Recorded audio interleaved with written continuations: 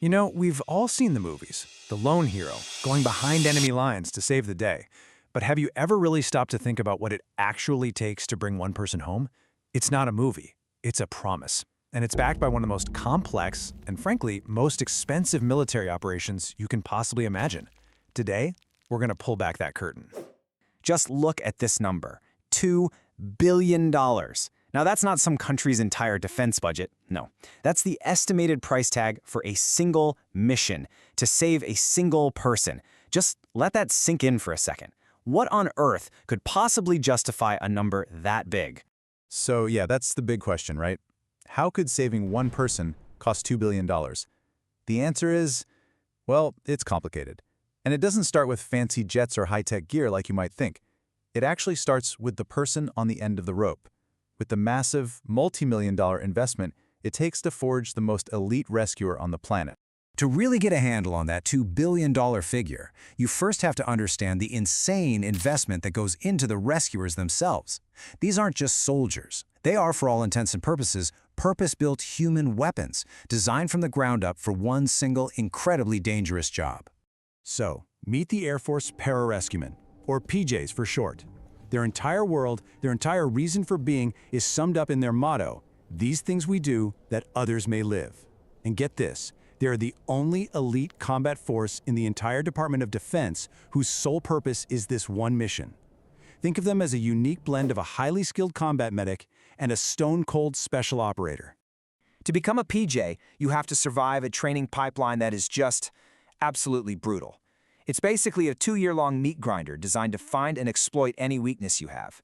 We're talking combat diving, high-altitude parachuting, and SIR school, which is where you learn to survive and escape if you're captured behind enemy lines.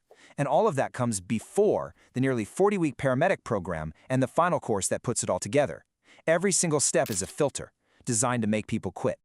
And how hard is it really? Well, this number says it all, 80%. 4 out of every 5 candidates who start this journey do not finish.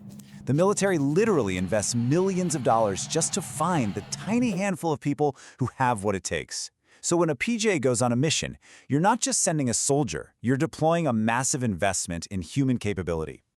But of course, that human weapon can't go in alone. They need an arsenal. A combat search and rescue mission, or CSAR for short, isn't just a single helicopter. No way. It's a flying fortress, a whole symphony of air power designed to protect that one rescuer and get that one person out. So let's break down the major players. You've got the HH-60 Jolly Green II. That's the helicopter that actually does the pickup, but it's got a whole team. It's quarterbacked by the HC-30J Combat King II, which manages the entire battle and refuels the choppers in midair. Then you bring in the muscle, the legendary A-10 Thunderbolt, known as Sandy, which acts as the on-scene commander. And watching over the whole thing, you have assets like the F-35 or an MQ-9 Reaper drone, hunting for threats from miles away. It looks complicated because it is.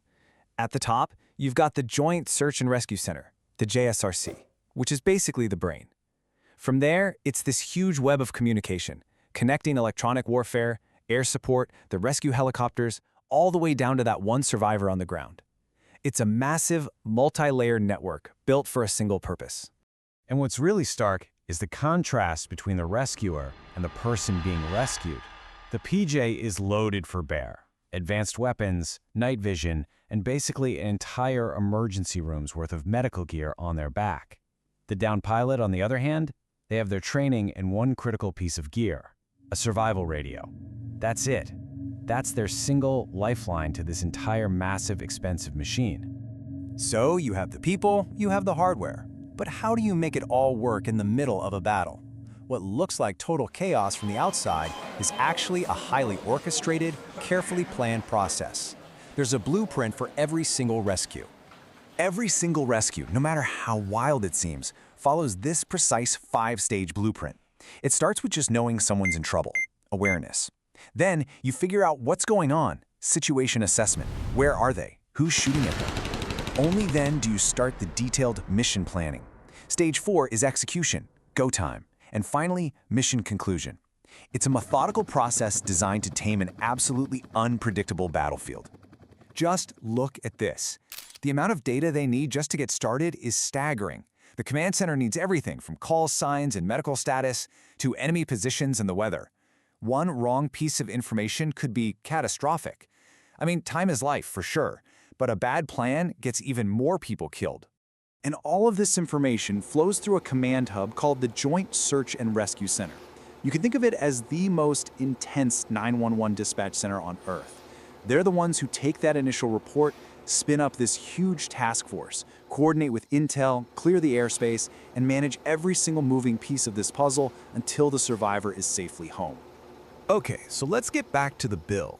How do all these moving parts, the people, the hardware, the planning, add up to that shocking $2 billion figure? This is where the numbers become truly eye-watering. In a near-future scenario from 2026 to recover a downed F-15E crew, the price wasn't just in fuel, it was in hardware lost. The F-15E itself is worth around $95 million. But to save its crew, the rescue force had to destroy 2 of their own command planes to prevent their tech from being captured. That's another $300 million right there, not to mention all the other aircraft that were lost or damaged in the fight. And here's the crazy part. That's just the cost of the stuff that got destroyed. That figure doesn't even touch the cost of the dozens of other aircraft that made the rescue possible. We're talking aerial tankers, intelligence platforms, electronic warfare jets, fighter escorts, all of them burning thousands of dollars worth of fuel per hour, sometimes for days on end. To put it all in perspective, this is the total Air Force budget request for that same year, nearly $250 billion. See, the ability to pull off a mission like this, at a moment's notice, requires a colossal year-round investment. The cost of one rescue is just a fraction of the cost to maintain the capability for that rescue, day in and day out. Which brings us all the way back to the original question. After seeing the bill, after all this, is it worth it? The answer has very little to do with money, and everything to do with the value of a promise.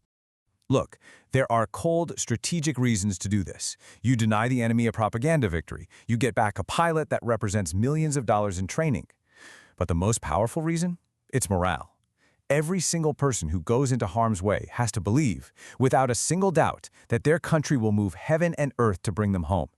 That promise is the bedrock of the will to fight.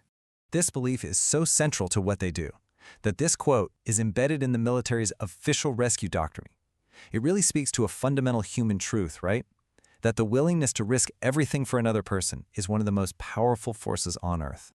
So while the price tag might be $2 billion, the operation itself is about something you can't put a number on. It's about a sacred commitment made to every single warrior, which really just leaves us with a final thought. What is the true value of a promise?